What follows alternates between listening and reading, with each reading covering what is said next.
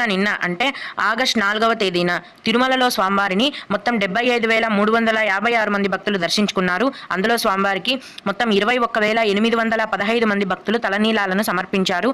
నిన్నటి రోజున తిరుమలలో శ్రీవారి హుండీ యొక్క ఆదాయం అనేది 3,90,00,000 రూపాయలు. ఈ రోజు కూడా ఎటువంటి దర్శనం టికెట్లు లేకుండా నేరుగా భక్తులను ఫ్రీ దర్శనానికి అనుమతిస్తున్నారండి. ఇలా టికెట్స్ లేకుండా నేరుగా వెళ్లే ఫ్రీ దర్శనానికి ప్రస్తుతం 6 నుంచి 8 గంటల సమయం అనేది పడుతోంది. అలాగే తిరుపతిలో ఇచ్చే సర్వ దర్శనం టికెట్లను తీసుకొని దర్శనానికి వెళ్లే భక్తులకు దర్శనానికి 3 గంటల సమయం పడుతోంది.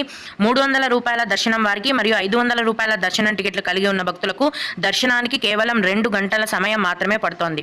అలాగే చిన్న పిల్లల సుపదం ఇన్ఫాంట్ దర్శనానికి 1 గంట సమయం, విఐపి బ్రేక్ దర్శనం టికెట్లు కలిగి ఉన్న భక్తులకు కూడా దర్శనానికి ప్రస్తుతం 1 గంట సమయం అనేది పడుతోంది. దీన్ని బట్టి ప్రస్తుతం తిరుమలలో భక్తుల యొక్క రద్దీ అనేది చాలా తక్కువగా ఉందండి. ఫ్రీ దర్శనానికి 6 నుంచి 8 గంటల